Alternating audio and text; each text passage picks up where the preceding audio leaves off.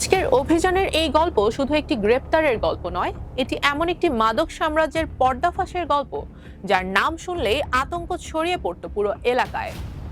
বছরের পর বছর যাকে ধরতে পারেনি আইন শৃঙ্খলা রক্ষাকারী বাহিনী, সেই কুখ্যাত মাদক কারবারিকে ধরতে এবার নদীতে ঝাঁপ দিলেন পুলিশের সদস্যরাও। শেষ পর্যন্ত কিভাবে ধরা পড়লো সেই চতুর আসামি, কোথা থেকে উদ্ধার করা হলো ইয়াবা, গাঁজা, নগদ টাকা ও ধারালো অস্ত্র, আর কেন এই অভিযানের ভিডিও এখন সামাজিক যোগাযোগ মাধ্যমে ব্যাপক আলোচনার জন্ম দিচ্ছে, পুরো ঘটনাটি জানুন শুরু থেকে শেষ পর্যন্ত। শরণখোলা থানা পুলিশের সাম্প্রতিক এই অভিযান এখন এলাকা জুড়ে আলোচনার কেন্দ্রবিন্দু। থানার ভারপ্রাপ্ত কর্মকর্তা জানান, তিনি দায়িত্ব নেওয়ার পরই এলাকায় সক্রিয় শীর্ষ মাদক কারবারিদের একটি তালিকা হাতে পান। স্থানীয়দের কাছ থেকেও বারবার উঠে আসে এক ব্যক্তির নাম, ইলিয়াস তালুকদার। অভিযোগ ছিল, তিনি দীর্ঘদিন ধরে মাদক ব্যবসা পরিচালনা করলেও অত্যন্ত কৌশলী হওয়ায় তাকে গ্রেপ্তার করা সম্ভব হচ্ছিল না। পুলিশের দাবি, তার কাছে সবসময় ধারালো অস্ত্র থাকতো এবং আগেও তাকে ধরতে গিয়ে পুলিশ সদস্য আহত হওয়ার ঘটনাও ঘটেছে। ওসির ভাষ্য অনুযায়ী গোপন সংবাদের ভিত্তিতে জানতে পারেন ইলিয়াস নিজ বাড়িতে অবস্থান করছেন।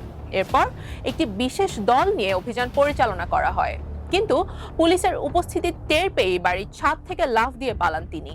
শুরু হয় ধাওয়া। দৌড়াতে দৌড়াতে বাড়ির পাশের নদীর দিকে চলে যান এবং হঠাৎ করেই নদীতে ঝাঁপ দেন। পুলিশ জানায়, নদীতে ঝাঁপ দেওয়ার সময় তার হাতে দুটি ব্যাগ ছিল, এর মধ্যে একটি লাল প্যাকেট নদীর পাড়ের পাশে ছুঁড়ে ফেলে দেন। পরে সেই ব্যাগে গাঁজা, ইয়াবা ও নগদ টাকা পাওয়া যাওয়ার দাবি করা হয়। অন্যদিকে আসামিকে ধরতে পুলিশের 6 থেকে 7 জন সদস্য পানিতে ঝাঁপ দেন। দীর্ঘ সময় পানির নিচে লুকিয়ে থাকার চেষ্টা করেন ইলিয়াস। এক পর্যায়ে নদীর ভেতরের একটি কাটা ঝোপের নিচে নাক বাইরে রেখে নিঃশ্বাস নেওয়ার চেষ্টা করছিলেন বলে পুলিশের দাবি। সেখান থেকেই তাকে আটক করা হয়। গ্রেপ্তারের পর জিজ্ঞাসাবাদে পাওয়া তথ্যের ভিত্তিতে তার বাড়িতে তল্লাশি চালানো হয়।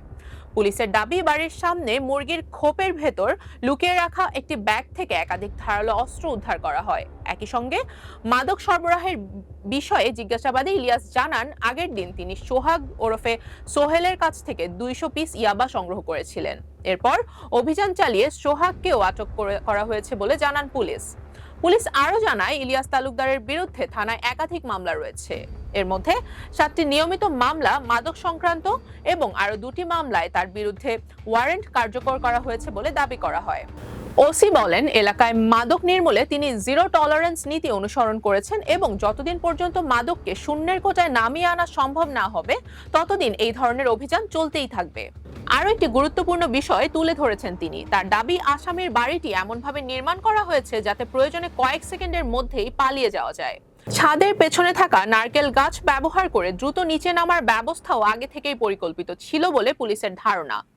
তাই প্রতিটি অভিযানে সর্বোচ্চ সতর্কতা নিয়ে কাজ করতে হচ্ছে। তবে এখানে একটি বিষয় মনে রাখা জরুরি, এই ঘটনায় উদ্ধার হওয়া আলামত, আসামির বক্তব্য এবং মামলার তথ্য সবই পুলিশের প্রাথমিক দাবি ও তদন্তের অংশ।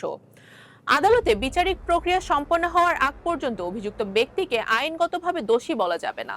একটি বিষয় পরিষ্কার, মাদকের বিরুদ্ধে এই অভিযান এখন শুধু একজন আসামিকে গ্রেপ্তার করার ঘটনায় সীমাবদ্ধ নয়, বরং এটি পুরো এলাকায় আইন শৃঙ্খলা পরিস্থিতি, মাদক নেটওয়ার্ক এবং পুলিশের চলমান অভিযানের একটি বড় বার্তা। এখন দেখার বিষয়, তদন্তে আর কি কি তথ্য সামনে আসে এবং এই অভিযানের মাধ্যমে এলাকায় মাদক নির্মূলে কতটা ইতিবাচক পরিবর্তন আনা সম্ভব হয়। রুবাইয়াত জান্নাত, টাইমস 24।